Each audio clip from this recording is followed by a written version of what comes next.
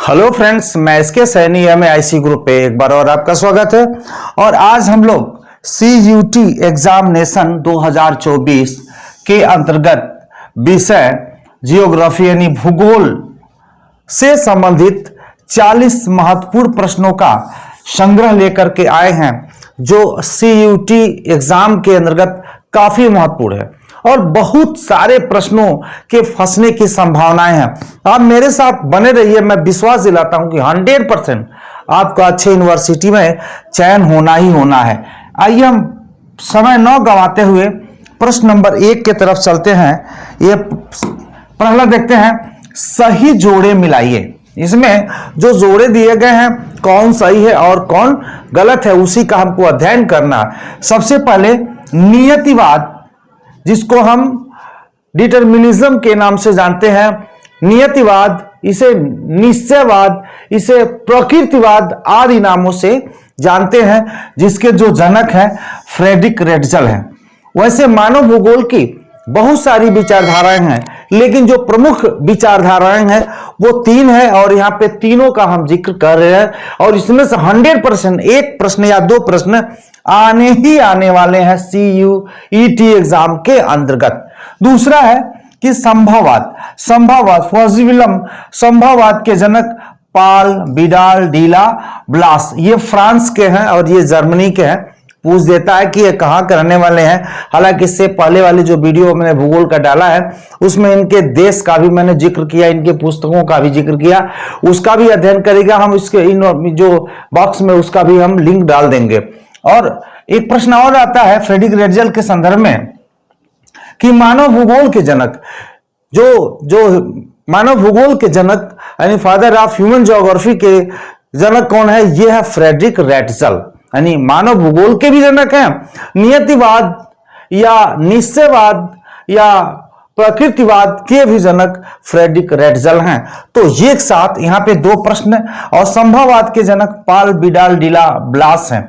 यहाँ पे Elon sample की बात आती है कि एलन सैंपल किसकी शिष्या, तो फ्रेडरिक रेटजल की शिष्या हैं, जो अमेरिका की रहने वाली हैं। नौ निश्चयवाद, न्यू डिटरमिनिज्म, रुको अथवा जाओ, इसे रुको अथवा जाओ के भी नाम से जानते हैं। रुको अथवा जाओ, यानी ये पूछ सकता है नौ निश्चयवाद, रुको अथवा जाओ, स्टॉप एंड गो के जनक कौन हैं या इसके जोड़े कौन है, तो ग्रिफिथ टेलर, ये अमेरिका के रहने वाले हैं।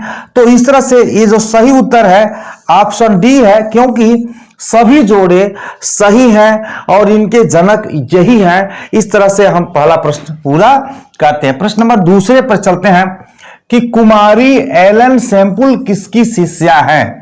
कुमारी एलन सैंपल किसकी शिष्या है, तो मैंने बताया कि फ्रेडरिक रेटजल की शिष्या है। किसकी शिष्या है, फ्रेडरिक रेटजल की शिष्या है। और ये कुमारी सैंपल जो है अमेरिका की रहने वाली है और ये फ्रेडरिक रेटजल जर्मनी के थे। तो इस तरह से हमने देखा कि फ्रेडरिक रेटजल जो है इनके गुरु थे कुमारी एलन सैंपल के। नेक्स्ट चलते हैं प्रश्न नंबर हम 3। जनसंख्या आकार के अनुसार विश्व का दूसरा बड़ा महाद्वीप कौन सा है। जो 7 महाद्वीप हैं जनसंख्या के दृष्टिकोण से, पहले नंबर पे आप जान सकते हैं कि यह एशिया महाद्वीप है। जनसंख्या के दृष्टिकोण से सर्वाधिक जनसंख्या एशिया महाद्वीप में पाया जाता है। और दूसरे नंबर का है आपका अफ्रीका महाद्वीप और यह तीसरे नंबर का है आपका यूरोप महाद्वीप।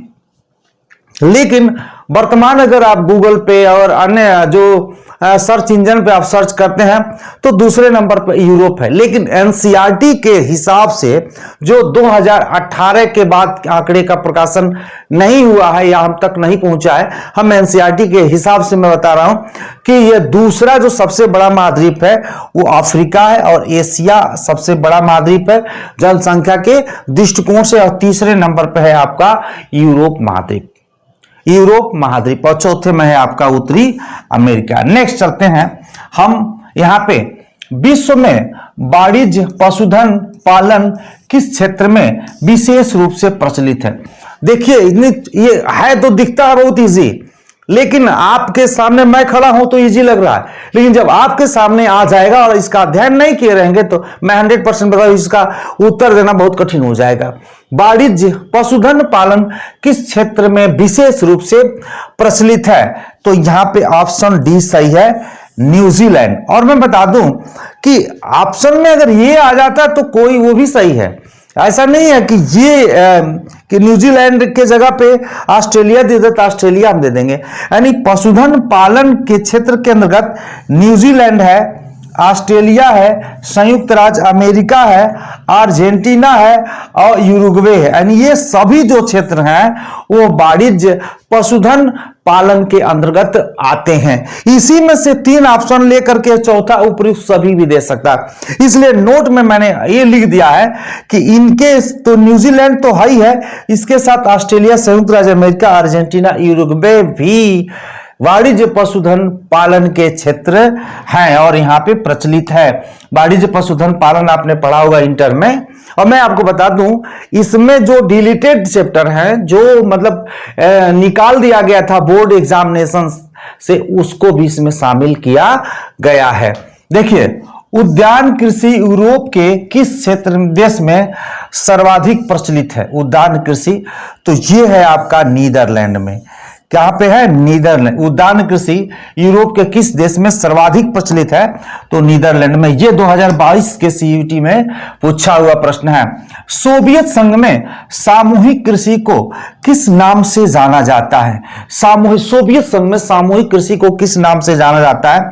तो ऑप्शन ए सही है, कोलखहोज कृषि के नाम से जाना जाता है। जब तक आपका इस पे दिमाग नहीं गया होगा, नहीं अध्ययन किए रहेंगे, तो इसका उत्तर आप नहीं दे सकते हैं।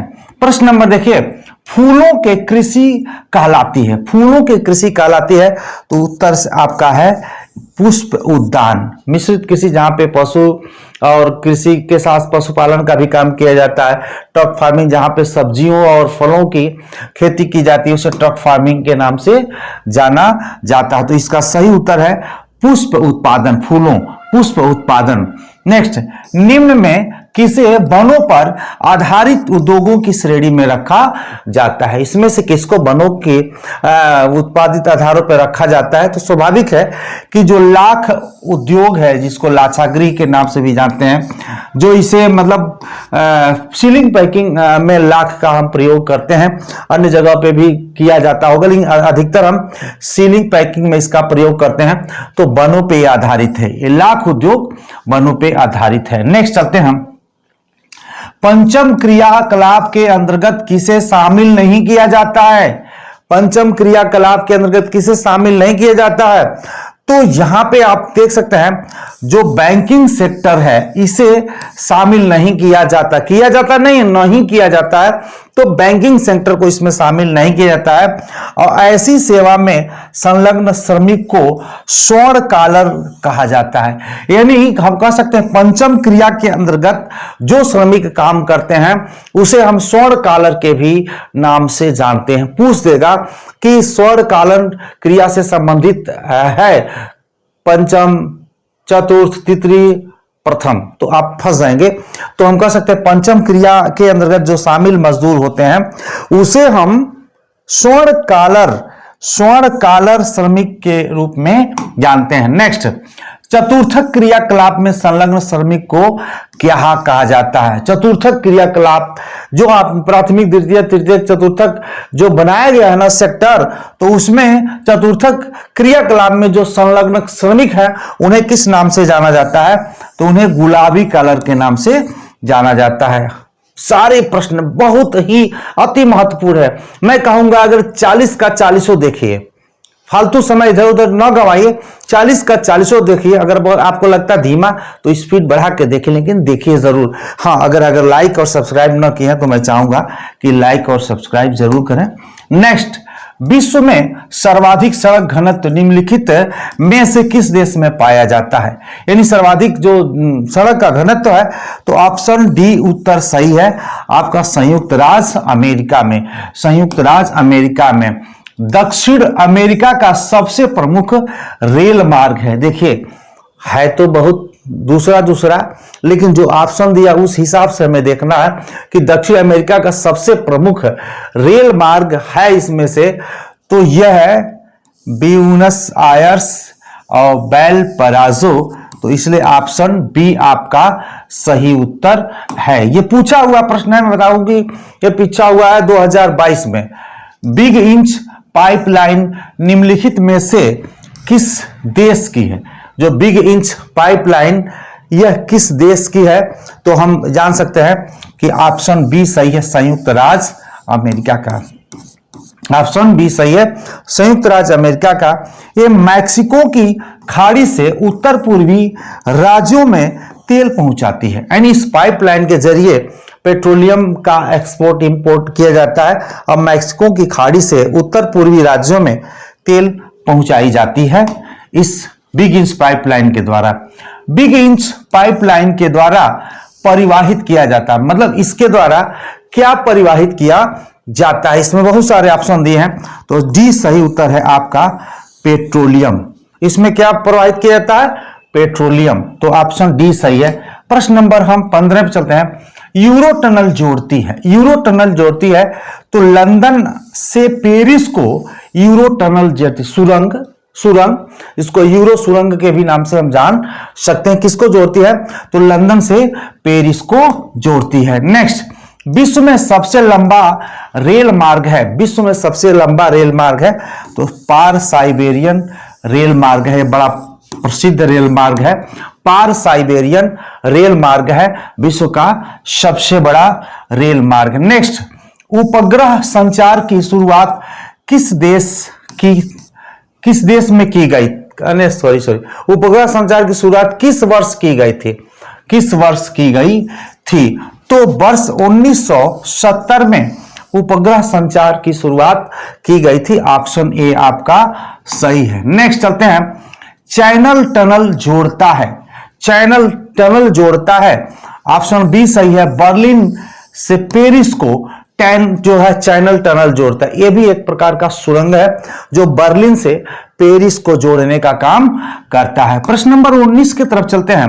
जो गेट, यानी इसको गेट का जो फुल फॉर्म है, general agreement on trade and traffic, को किस वर्ष WHO, जिसको हम बोलते हैं वर्ल्ड ट्रेड ऑर्गेनाइजेशन, में बदल दिया गया? यानी गेट को WTO में कब बदल दिया गया? तो 1995 में इसको बदल दिया गया। सही उत्तर आपका डी है, 1995। और गेट का जो संगठन की स्थापना 1948 में की गई थी। अगर यह भी पूछता है कि गेट की स्थापना कब की गई थी, तो गेट की जो स्थापना है वो 1948 में की गई थी और इसको 1995 में WTO के नाम से अब जाना जाता है, इसमें परिवर्तित कर दिया गया 1995 में। नेक्स्ट चलते हैं 20वें नंबर पे कि भारत में उपग्रह प्रक्षेपण कब किया गया? भारत में उपग्रह प्रक्षेपण कब किया गया? तो इसमें देखिएगा, आर्यभट्ट का 19 अप्रैल 1979 और भास्कर प्रक्षेपण 1979, रोहिणी का वर्ष 1980, यानी डी आपका सही है। यानी भारत में जो उपग्रह प्रक्षेपण यह तीनों 79 और 80 में किया गया था, इसलिए ऑप्शन डी आपका सही है। बहुत ही महत्वपूर्ण प्रश्नों का संग्रह है, जान लीजिए। APPLE Ariane passenger payload experiment का परीक्षण एरियन रॉकेट के द्वारा किया गया था, यानी कब किया गया था? तो 18 जून 1981 को इसका परीक्षण किया गया था, इसके द्वारा एरियन रॉकेट के द्वारा। एप्पल है, मोबाइल वाला एप्पल मत समझिएगा, यह भी एक तरह का समझिए, यह रॉकेट परीक्षण के लिए संस्थान है। नेक्स्ट, निम्न व्यापार समूह में से भारत किसका एक सदस्य है? यह बहुत सारे व्यापार संघ है, इसमें आप देख सकते हैं, जैसे साप्टा है, आसियान है, OECD है, ओपेक है। इसमें से भारत किसका सदस्य है? तो मैं आपको बता दूं, साफ्टा का सदस्य है। भारत किसका सदस्य है? साफ्टा का सदस्य है। ऑप्शन ए सही है। साफ्टा का मतलब होता है south Asian free trade agreement, यानी जनवरी 2006 में साफ्टा की स्थापना की गई थी। और जो पड़ोसी राष्ट्र हैं इसके सदस्य हैं, जिसमें भारत इस साफ्टा समूह का यह एक सदस्य है। नेक्स्ट, विश्व व्यापार संगठन का मुख्यालय कहां स्थित है? विश्व व्यापार यानी WTO का जो हेड ऑफिस है वो कहां है? जिनेवा स्विट्जरलैंड में है। यानी हम कह सकते हैं WTO का यानी जो विश्व व्यापार संगठन का मुख्यालय, वर्ल्ड ट्रेड ऑर्गेनाइजेशन का मुख्यालय कहां पे है? तो जिनेवा स्विट्जरलैंड में है, स्थित है। नेक्स्ट, ग्रियर्सन के अनुसार भारत का भाषाई सर्वेक्षण 1903 से 1928 देश में कितनी भाषाएं और लगभग बोलियां थी? यानी कितनी भाषा और कितनी बोलियां थी ग्रियर्सन के अनुसार 1903 से 1928 के बीच में? तो 179 भाषाएं और 544 बोलियां थी। 179 भाषाएं और 544 बोलियां थी। और आधुनिक भारत के संदर्भ में जो संवैधानिक भाषाओं की बात की गई है तो 22 अनुसूचित संवैधानिक भाषाएं वर्तमान में हैं। नेक्स्ट चलते हैं, भारत में राष्ट्रीय युवा नीति, भारत में राष्ट्रीय युवा नीति जिसको NYP कहते हैं, कब आरंभ की गई थी? कब आरंभ की गई थी? तो फरवरी 2014 में आरंभ की गई थी, इसलिए ऑप्शन डी सही उत्तर है।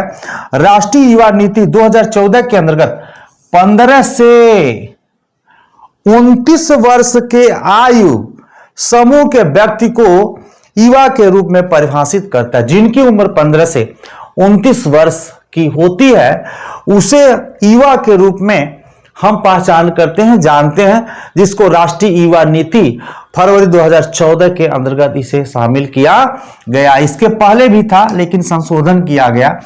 भारत की पहली जनगणना कब की गई थी? तो भारत की जो पहली जनगणना 1872 में की गई है। ऑप्शन ए आपका सही उत्तर है।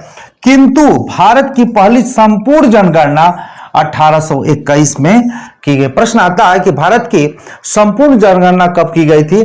तो 1881 में की गई थी। और पहली जनगणना कब की गई थी? 1872 में की गई थी। और 10 वर्ष के अंतराल में अब तक चलता रहा, कोविड में नहीं हो पाया 21 में।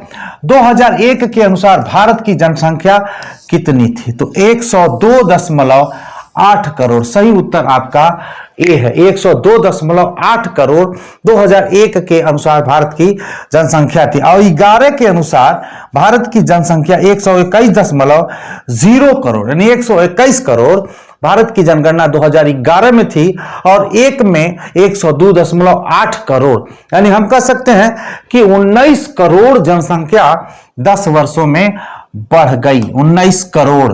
2011 के अनुसार सर्वाधिक जनसंख्या घनत्व वाला राज्य है, सर्वाधिक जनसंख्या घनत्व वाला राज्य है।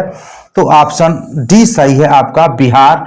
यानी 2011 के अनुसार 1102 व्यक्ति प्रति वर्ग किलोमीटर बिहार में निवास करते हैं। ये NCERT का ये उत्तर है। कहीं कहीं आपको 1106 भी देखने को मिलेगा, लेकिन NCERT ने 1102 को ही सही मानता है। 1102 सही है तो सही है, यानी हम कह सकते हैं 1102 प्रति व्यक्ति प्रति वर्ग किलोमीटर निवास करने वाला यह राज्य है, यह हम कह सकते हैं। और पूछता कि भारत में सर्वाधिक जनसंख्या कहां है? तो उत्तर प्रदेश में है। सर्वाधिक जनसंख्या घनत्व कहां पे? बिहार। और न्यूनतम जनसंख्या घनत्व वाला राज्य कौन सा है? अरुणाचल प्रदेश है। 17 व्यक्ति प्रति वर्ग किलोमीटर में निवास करने वाला न्यूनतम जनसंख्या घनत्व वाला राज्य अरुणाचल प्रदेश है। अरुणाचल प्रदेश है। नेक्स्ट चलते हैं, इनमें न्यूनतम जनसंख्या घनत्व पाया जाता है। अगर ये आ जाए भाई कि इनमें से बताइए कि न्यूनतम जनसंख्या घनत्व वाला कौन सा राज्य है तो सब ठीक है, लेकिन इनमें से तो मिजोरम जो है न्यूनतम जनसंख्या घनत्व वाला राज्य है। नेक्स्ट चलते हैं, 2001 के अनुसार भारत का जनसंख्या घनत्व कितना था?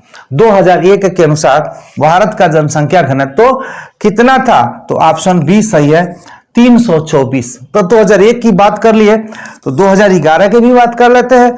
तो 2011 के अनुसार ये जो थे 382 व्यक्ति प्रति वर्ग किलोमीटर जनसंख्या निवास करती है। तो हम कह सकते हैं 2001 में 324 और 2011 में कितना है 382 प्रति व्यक्ति, यानी प्रति वर्ग व्यक्ति किलोमीटर जनसंख्या भारत में निवास करती। अभी आंकड़े आए नहीं है कि इधर का बताया जाए। भारत की जनसंख्या की वार्षिक वृद्धि दर क्या है भारत की? तो ऑप्शन ए सही है, 1.64% भारत की वार्षिक जनसंख्या वृद्धि दर है एनसीईआरटी के अनुसार। नेक्स्ट चलते हैं, वर्ष में कम से कम 183 दिन या 6 महीने काम करता है उस श्रमिक को किस श्रेणी में रखा जाता है? यहां ध्यान दीजिएगा, 183 दिन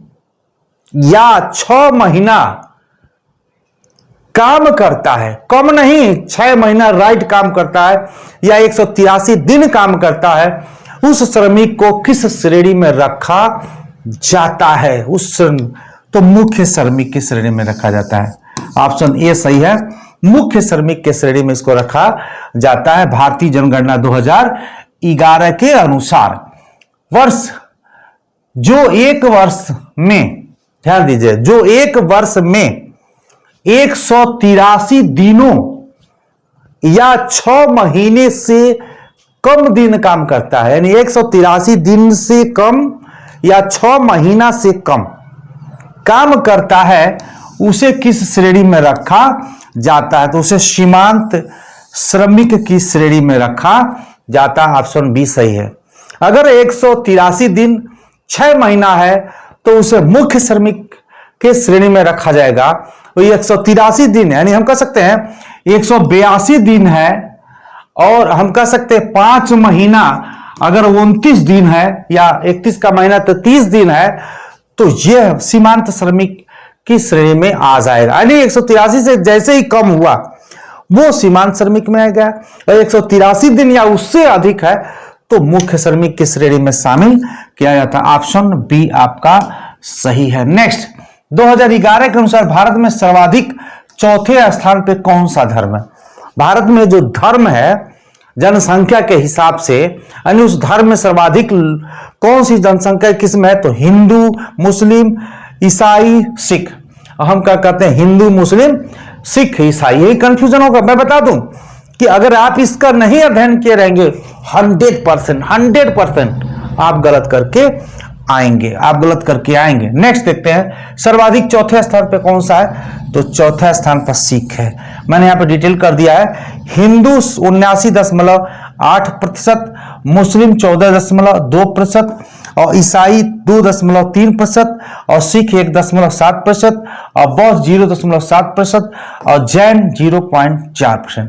यानी सबसे न्यूनतम जनसंख्या अगर धर्म पूछी जाए तो जैन धर्म, उसके पहले बौद्ध धर्म। जैन धर्म में न्यूनतम जनसंख्या यानी 0.4% निवास करती है एनसीईआरटी के हिसाब से। नेक्स्ट, सन 2011 की जनगणना में भारत की श्रमजीवी जनसंख्या को कितने वर्गों में बांटा गया? तो ऑप्शन बी सही है, 4 वर्गों में इन्हें बांटा गया था। चारों वर्ग का यहाँ पे विवरण है। कृषक, दूसरा कृषि मजदूर, तीसरा घरेलू औद्योगिक श्रमिक, और चौथा अन्य श्रमिक।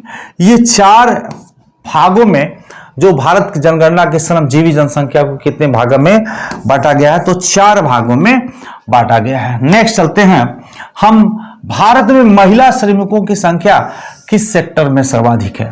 महिलाओं की जो संख्या है वो किस सेक्टर में सर्वाधिक है? तो स्वाभाविक है कि जो प्राइमरी सेक्टर है उसमें महिला हो या पुरुष हो, सर्वाधिक इसमें काम करते हैं लोग। यानी सर्वाधिक इंप्लॉयमेंट किस सेगमेंट में है, किस सेक्टर में है? तो प्राइमरी सेक्टर में है, सर्वाधिक महिला हो या पुरुष हो। तो इस तरह से कह सकते हैं कि प्राथमिक सेक्टर में। घुमाएगा भाई और आप कंफ्यूज होंगे। कायिक घनत्व का सूत्र है तो कुल जनसंख्या, ऑप्शन ए सही है, कुल जनसंख्या बटे निवल कृषि जो है वो कायिक जनसंख्या घनत्व का यह सूत्र है। 38 नंबर पे चलते हैं, जो डैन्यूब नदी का उद्गम स्थल कहाँ है? डैन्यूब नदी का उद्गम स्थल कहाँ है? तो ब्लैक फॉरेस्ट, यानी हम कह सकते हैं काले बंगलों के, काले वन जंगलों का जो पहाड़ी है उसी को हम ब्लैक फॉरेस्ट कहते हैं। और ये ब्लैक फॉरेस्ट जो पर्वत है वो जर्मनी में स्थित है। ब्लैक फॉरेस्ट पर्वत कहाँ पे है? जर्मनी में स्थित है, और उसी पर्वत से जो डैन्यूब नदी का उद्गम स्थल माना जाता है। तो सही उत्तर आपका ए सही है। नेक्स्ट चलते हैं, बिग इंच पाइपलाइन किस देश में स्थित है? लग रहा दोबारा हो गया, तो संयुक्त राज्य अमेरिका में। बिग इंच पाइपलाइन किस देश में है?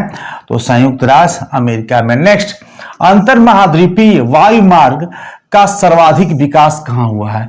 मतलब देश के अंतर्गत वायु मार्ग का सर्वाधिक विकास कहां हुआ है? तो स्वाभाविक है संयुक्त राज्य अमेरिका।